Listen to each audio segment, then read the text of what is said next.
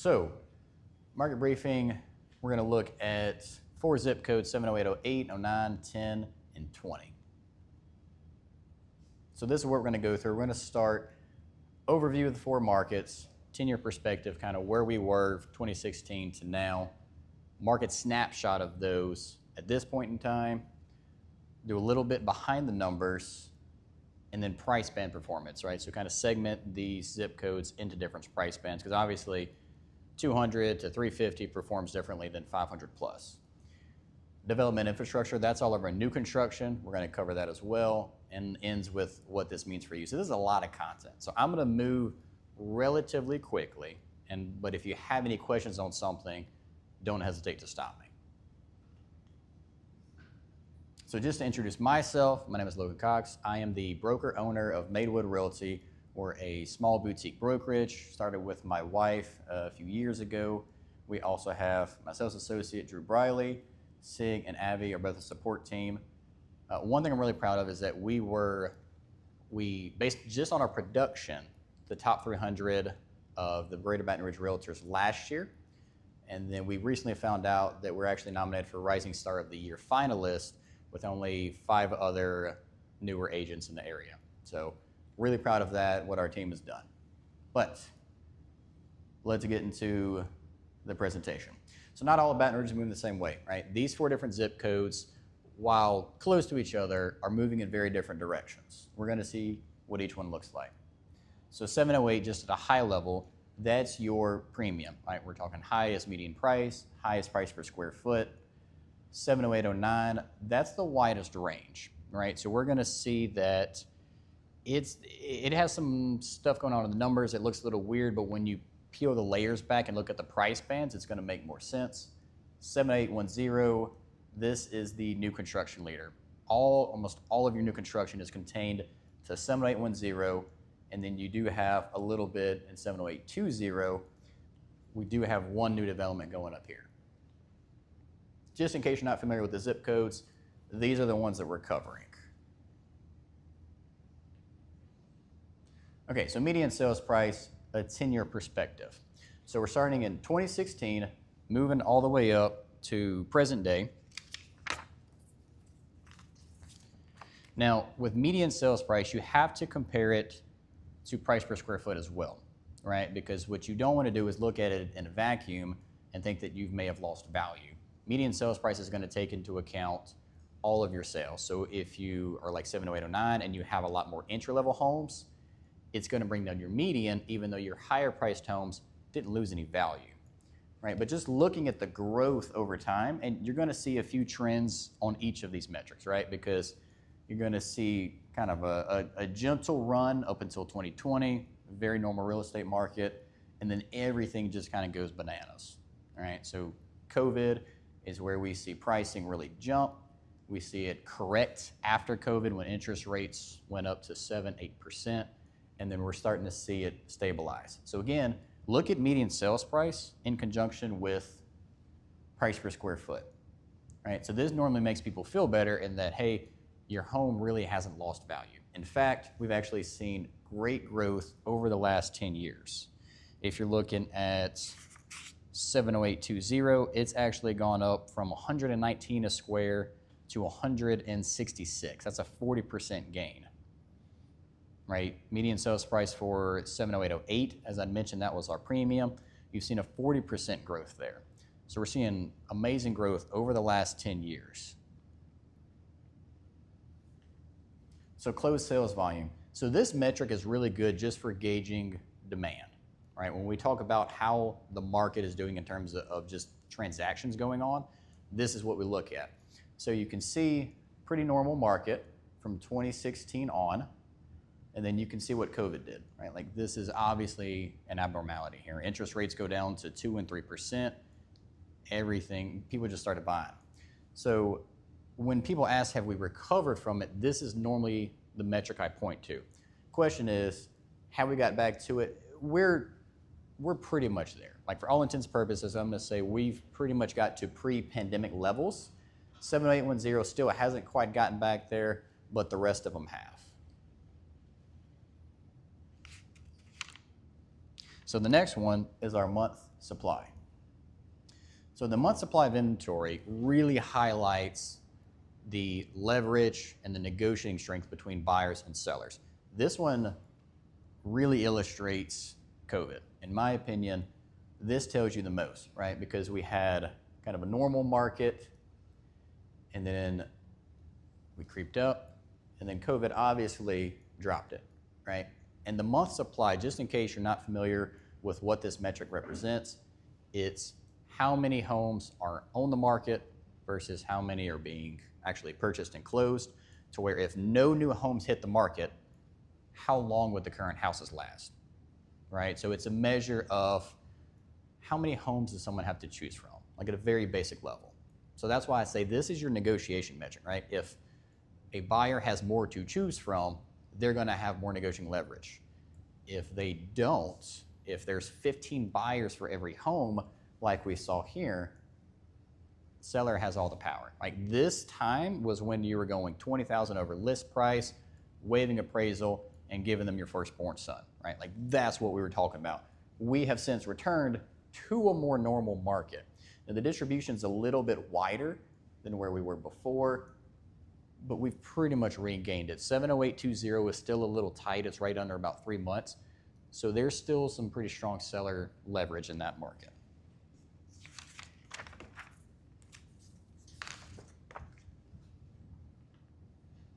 Ten-year median percent of last list price. So this tells us when they actually close, what is that price relative to what they were listed at?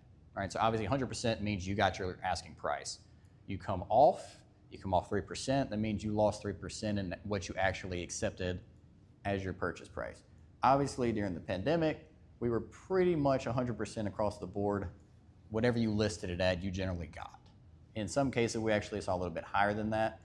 We've since returned to a little bit more normalcy, going down to 97.5% for 70808. The takeaway on this slide that I want to point out is that if you're still priced right, you're still going to move and you're getting your number. But if not, the market will tell you. And we're going to dig into that a little bit more later. So homes for sale. So this is kind of the other metric I point to when people ask, hey, have we recovered from COVID? This is another one to look at, just the sheer number of how many homes are for sale in the market.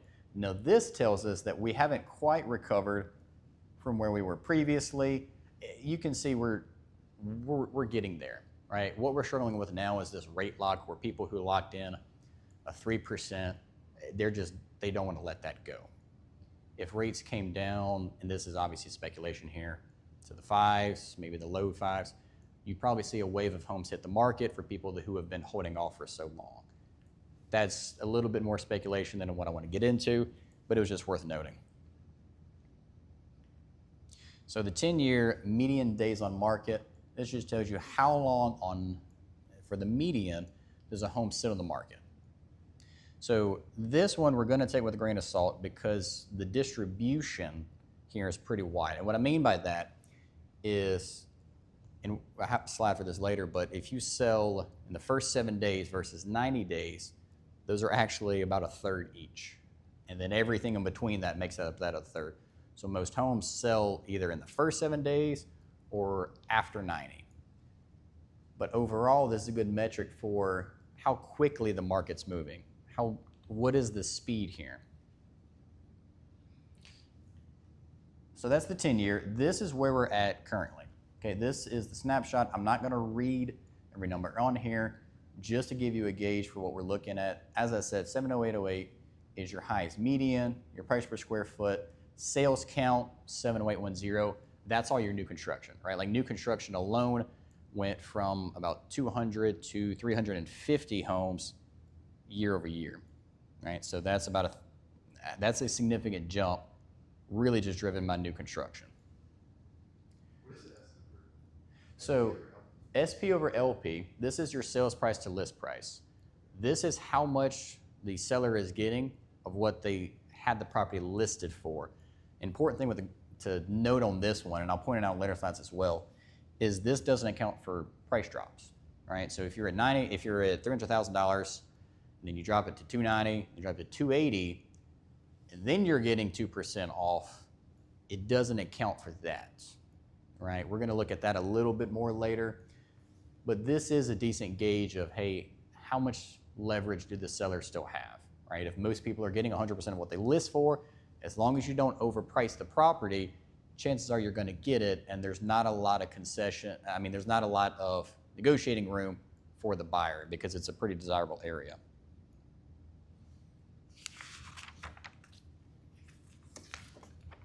Just to hit some of the highlights here, 70808, you can see price and square foot have both increased. Days on market is down, meaning not only are they selling for more, they're selling faster. Again, this is one of our premium areas with an 18% increase in sales volume, 70809. So you'll see the price went down here. Median price going down, but square footage holding really tells you not that your property lost value, but the product mix is different. What am I saying? I'm saying that more entry-level homes were sold. So that brought the median down. But if you're $300,000 plus home, you didn't lose any value. Your per square foot value held, but in the overall zip code, more entry-level homes sold, bringing down the median. 7810, again, this is all driven by new construction, increased price, increased days on market, sales up 36% in the volume. 70820, relatively stable, but we are seeing growth similar to 70808. So this is kind of what I was hinting at in that last slide. So 70808, that upper tier is accelerating, right? It's actually interesting to see that the $500,000 sales jumped 106 to 151 closing, and they're moving fast. They're at 19 days to sell an over $500,000 home. Per square foot values are still holding, and that luxury ceiling keeps going up. 70809, so this is what I was just commenting on. The square foot in that $500,000 held at 240, but you had 37 extra sales under 200,000. So naturally that's going to bring down your median, but your upper tier holds. 7810, we talked about this already. Just the sheer number of new construction homes has changed the market. We're talking 53% increase. The new build price did drop a little bit from $394 to $381. They're just offering a different mix of products. Resale slipped a little bit. And Willow Grove, I'm going to talk about these, what's called a master plan community or a live, work, play community. These command a significantly higher price per square foot. So if you're in one of them, if you're looking in one, it's just a good thing to take note of. Okay, so I'm going to roll through these because we have these for each zip code. So what this is telling us is it's going to give us the metric for the zip code and by price band. So we have under 200,000, 200 to 350, 350 to $500,000, and $500,000 plus. Right, so we're seeing that 70808 really remaining pretty stable here, but accelerating. It's moving faster in every price band. Your days on market is coming down. Homes are moving quicker, especially in your high end. We're seeing a 17% drop here. Price per square foot remaining very stable. Median sales price remaining very stable. So now we're getting into 70809. You'll see that it kind of flip-flopped in that our 350 to $500,000 is moving faster. Your 500,000 plus is sitting for longer. You have to make sure that you're prepared and you're priced right, or else you're going to slow down.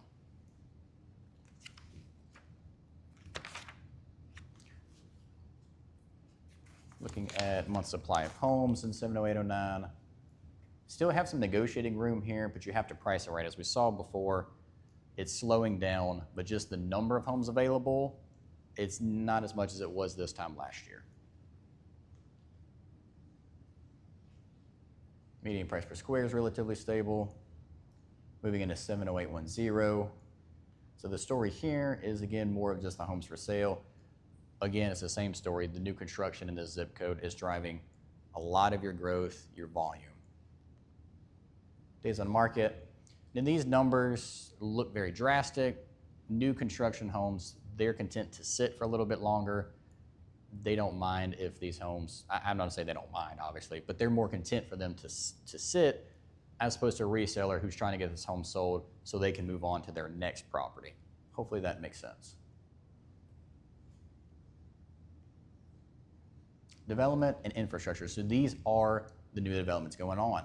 You're going to see the vast majority of it is contained in one zip code, 70808. Roseanne is in the final phases. That's predominantly level homes. I think there may be one other builder there that's finishing it out. Benton and Magnolia Woods, that's also not a lot of lots available, but there's still some here. 70809, these are just boutique enclaves, right? It's just small little pockets, very expensive homes. Both of these generally raise the value of the properties around them just because it's nice having these luxury $1 million homes there. And companies like Roseanne, these master plan communities, they typically have a commercial space and retail space at the entrance. Roseanne's popular for having the Sprouts Market at the very entrance of it. It's got some other shops there. 70810, this is clearly the winner in terms of new construction, right? Harvest in phase 2, you're looking at 1,000 homes just in this second phase. Atwater Reserve, Lexington Estates phase 4, that's Water's Edge, and then Willow Grove. So if you're selling in this one, and now this question is going to come up, how do you compete with some of these? If they're in the same price band as you, you have to be strategic. You have to be realistic with where you're at and what you're competing against, and also know what are your strengths, right? Your home may be in a different location than some of the new builds. You also may have just a different neighborhood setup. Your neighborhood may be more established, 30, 40 years old, different landscaping. You have to know what your strengths are and be realistic on pricing.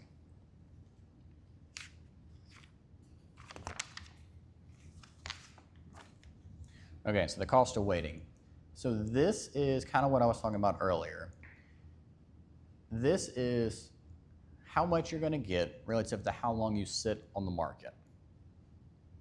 Right? So if you sell in the first 7 days, you are getting 100% of your sales price, right? You nailed your sales price, you are getting what you're asked for.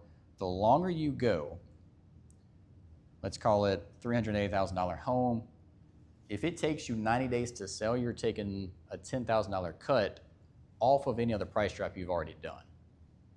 So the story here is that preparation and pricing are going to beat timing the market every day, right? A well-prepared home and a well-priced home is going to sell, and it's going to sell quickly.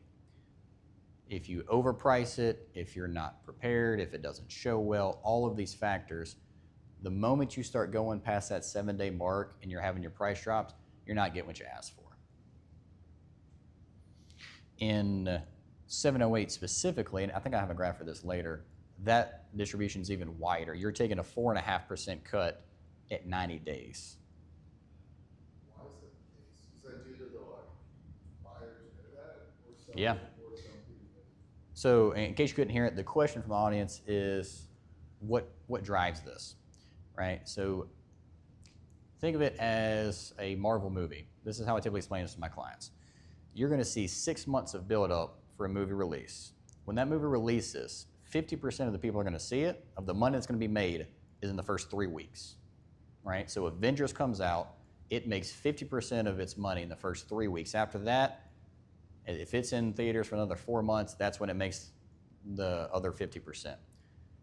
What that means in simple terms is that it's exposure. People that are going to see your home are going to see it in the first 7 days typically, serious buyers. If they see it and it's in the first 7 days, you have the negotiating leverage as the seller. You've only been in the market 7 days. They bring you an offer that's $20,000 under. You're like, you can kick rocks, right? Like, we just got on the market. If you've been on the market for 90 days, they see that. You can go on any portal, basically. Zillow, it's going to tell you days on market. How long has this property been sitting here? For my clients, if I'm working with buyers, I said, look, if the property's been on the market for less than 7 days, we probably need to go in at asking price unless you want to prolong negotiations and possibly lose it to someone else. If it's been on there 3 months, that's when we have room to negotiate. There's no one else coming to the table. That seller only gets to talk to you. You're the one who gets to drive that negotiation. You want to get a deal on a house, this is the time frame you want to wait for, because no one else is knocking on the door. No one else is coming to the table. So again, going back, be prepared, have your pricing in order. So what does this mean for you? So if you're within 6 months of selling, the most important thing you can do is have that preparation, have that pricing. At this point, you would want an in-person meeting, right? That you'd actually want to set up a consultation, you want to sit down, make the plan for your home. If you are in the 6 to 12 months, we have a guide, we can send it to you. This is where you're going to start getting your home ready, right? You don't want to overinvest. You don't want to also make updates that are not what buyers want, right? This is the time to not do what you like. I don't care what paint colors you like. It's about what everyone else likes, right? You are now building your product to sell. You are marketing a product and your home is that product. So you want to get it ready. That's what that phase is.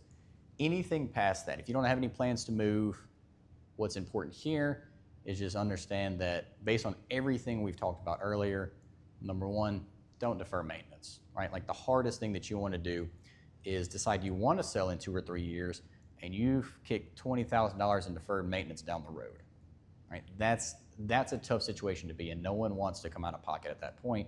But if you don't, what we see is either your speed struggles, it takes you forever to sell it, or you're taking a cut, right? Because you may be competing with new construction.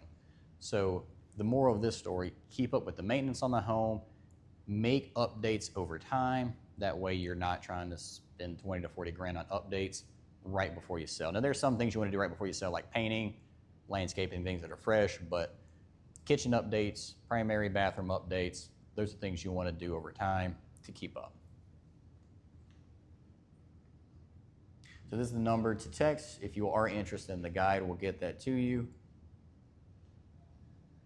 So the appendix. So I just have a few slides here that I'm going to go over that I think were interesting. So this is the new construction pipeline. We see our builder, price point, inventory, and just timeline. Again, harvesting, we're talking 1,000 plus lots. Some of these are only 4 to 5. So I do want to skip to days on market distribution. So this is a really interesting one. So first 7 days versus back 90 days, you're either selling in a week or you're selling after 90 days most likely. All right, so it's really important to hit it right when you get on the market, right? Like have the marketing done, have the home prepared, have the build up to that movie release spot on. And if you do, you kill in the first week and you're done. This is a line graph of that. It's the percentage, right? So 70808 is really dramatic. That's what I was saying earlier, that 4.5%. If you sell it at 90 days, you're taking almost a 5% cut in your value.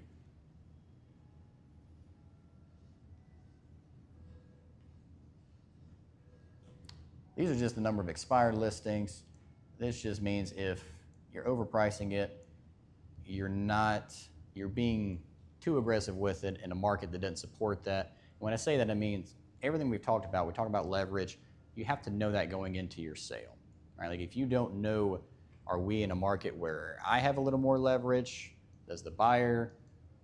What's my competition look like? You want to know that going into it, because if not, you sell the market for 6 months when preparation pricing could have delivered that in 3 weeks and you could have been done. This is just inventory. If anyone's wondering, top subdivisions by zip. This is what we're going to finish on because I think it's fun. So this is just ordered by number of sales, not price per square foot. It's not median price, but this is an interesting graphic, right? Most number of homes, subdivision is South Downs, 213. Roseanne, now if you remember, the price per square foot here is more in these averages, right? Like these are your medians. Roseanne's at $302 a square. People pay to live in these master plan communities. This is kind of what we were talking about earlier. And it's selling 100% sales price to list price. If you're interested in 70809, so this is kind of that Jefferson corridor.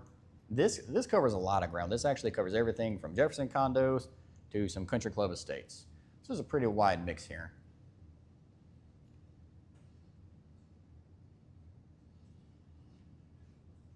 $70810, new construction. So again, sales, median price per square foot. Settlement at Willow Grove is at $282, Lakes at Harveston's at $310.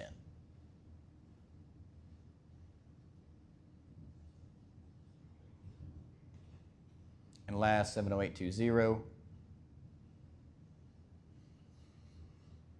Pelican Lakes, that's the new D.R. Horton neighborhood. That's why they have the volume. And then Point Marie, of course, another similar master plan community at 263 a square.